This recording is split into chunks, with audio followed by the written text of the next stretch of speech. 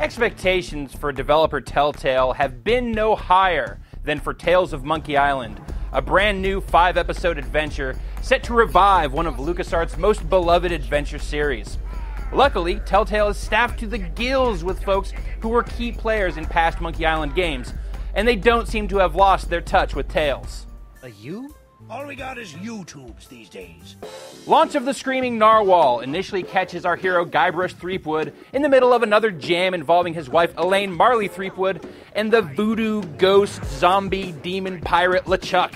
One which leaves Elaine in the clutches of a remortalized LeChuck and leaves Guybrush on Flotsam Island, where he must wrest control of the only ship from a local pirate and get to the bottom of the mysterious winds that keep the inhabitants of Flotsam Island trapped there. The winds are always blowing inward 24 hours a day, 365 days a year. The events on Flotsam Island seem like a warm-up before you really dive into the adventure proper.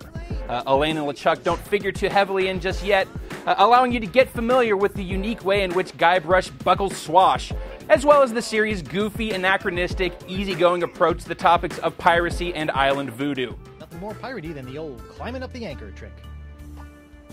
There's still plenty of room for callbacks and references tailored for established Monkey Islanders, though it's rarely so inside that first-timers won't be able to find the humor in silly pirates and sillier names for pirate stuff.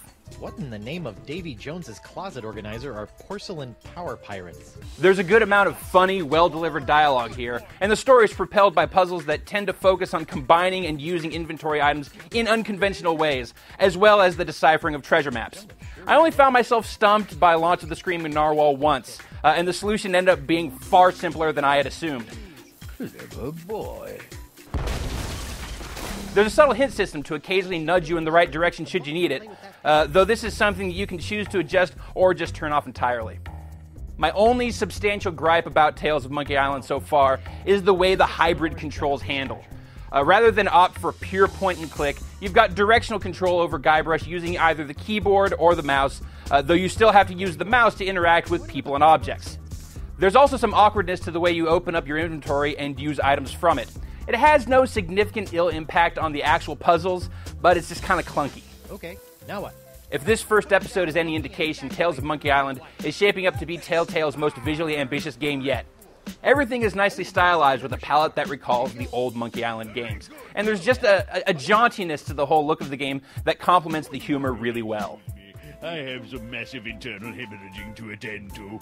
I was really satisfied by the 3 or 4 hours that it took me to get through Launch of the Screaming Narwhal, and the episode ends on a delicious cliffhanger that has me eager to see what happens in next month's episode.